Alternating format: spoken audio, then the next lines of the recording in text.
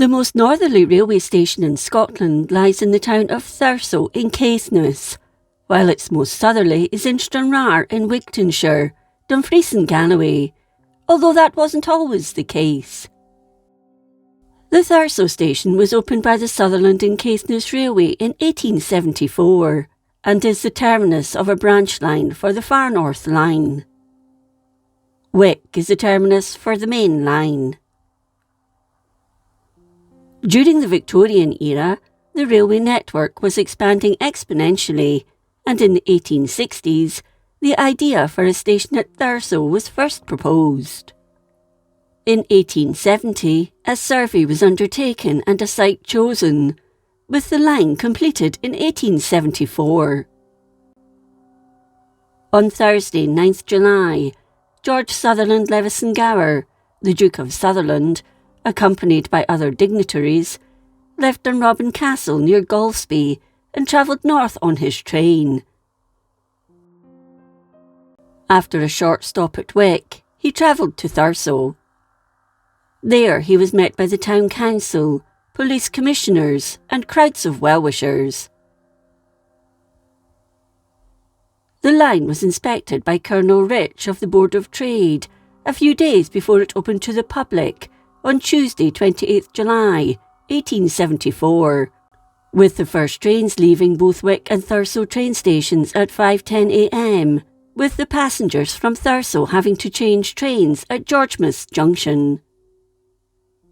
The morning was sunny and bright, and large crowds gathered to see them off. To celebrate the opening, all shops and businesses closed in Thurso at noon that day.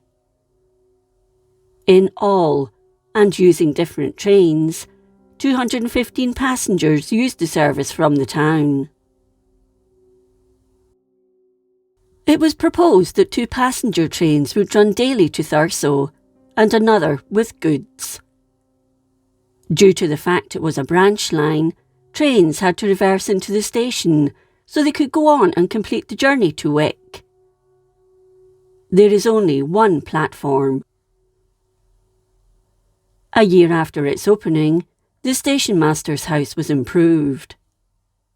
Mr. Mackenzie, who began work at 5 in the morning and often didn't finish until 2 the following morning, was described as being civil, obliging to his passengers, and carried out his duties efficiently.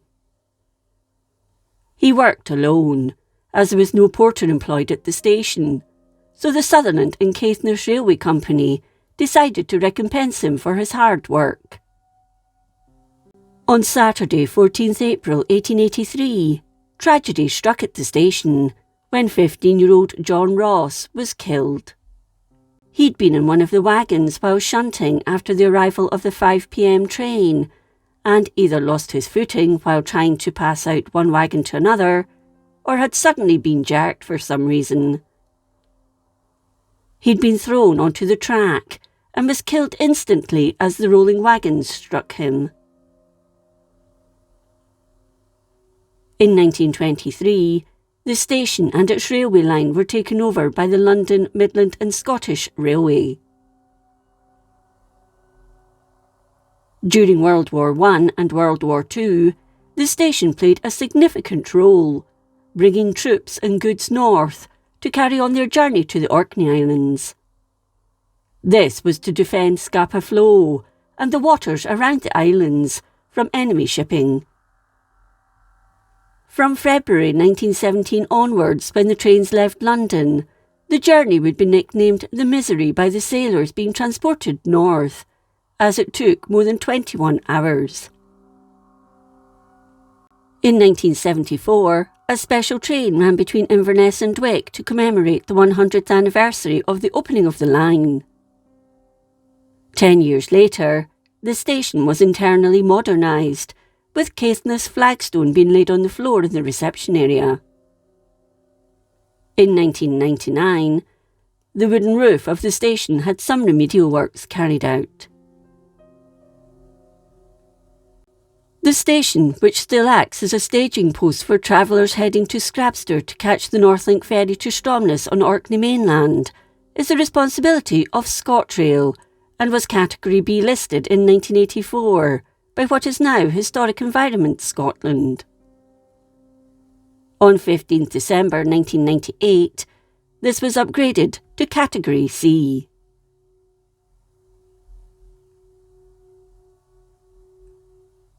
Stranraer railway station was originally opened on 1st October 1862 by the Portpatrick Railway, although the station buildings weren't opened until 1877. It was formerly known as the Stranraer Harbour or Pier Station, and is situated at the East Pier, where ferries once left, bound for Northern Ireland. In 1860, construction of the wooden pier began at the request of the Portpatrick Railway Company and was built by the council. In return, the council was to receive an annuity of £1,100. That year also saw the first engine arrive in Stranraer from Glenluce, and in early 1861 the first train arrived, stopping at the Stranraer station, later renamed Stranraer Town Station, in March 1953, having come from Castle Douglas, bringing with it jubilation that the railway had finally arrived. The first station master here was Edward Colvin. However, the terminus of the line was to be Portpatrick, as that was the shortest ferry route to Ireland. Squabbles plagued the line. The Portpatrick Railway Company asked for money from the council to carry out repairs at the railway pier in 1875, but they in turn asked for higher fees. In the end, the pier was taken over by the railway directors in 1877.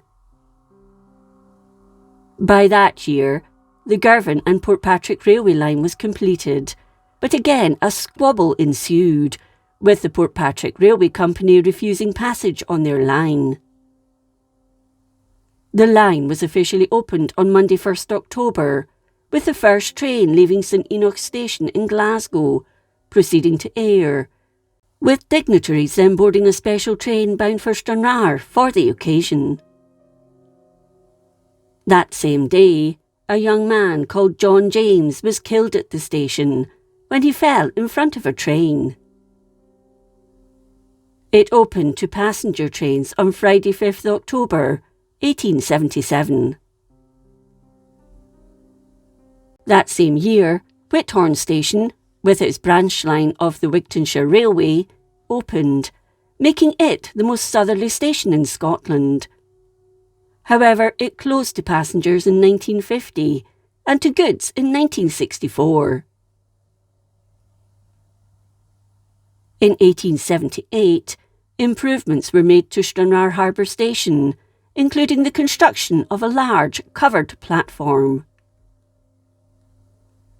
In 1884, fire broke out at one of the workshops at the station and was thought to have started in the blacksmith shop, but the damage was confined to that area.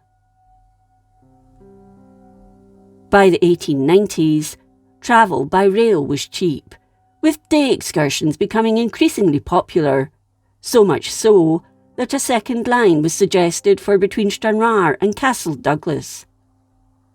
In 1892, it was acquired by the Glasgow and South Western Railway, until London, Midland and Scottish took it over in 1923. In 1897, further improvements were carried out at the station, including an overbridge and refreshment room, along with 4 lines and 3 platforms. In December 1939, and thereafter throughout World War II, a canteen was opened at the station for travelling service personnel. The opening ceremony was conducted by Colonel J.R.S. Leslie, the chairman of the Glasgow Territorial Force Association. It was the first canteen of its kind in Galloway and was run by members of the Women's Voluntary Service and the British Legion. By 1950, and ferry traffic now using the port of Stranraer, the Portpatrick line closed, and in 1965, the Dumfries line was closed at Challoch Junction. Stranraer town station was closed to passengers in the 1960s and to freight in the 1990s.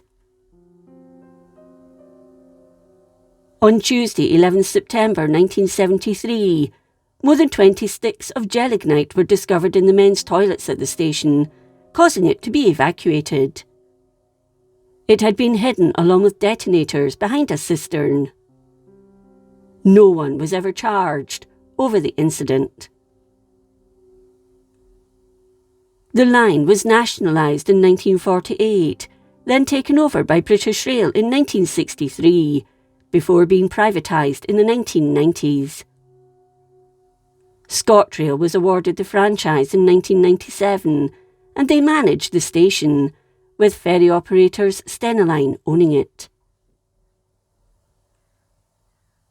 The train station is the terminus of the Glasgow South Western line and is staffed part-time. It now has 2 platforms, but only one is used. In November 2024, discussions took place regarding the possibility of moving the station closer to the town, while Network Rail has been allocated £10 million to carry out work on updating and improving the signalling over the next 5 years.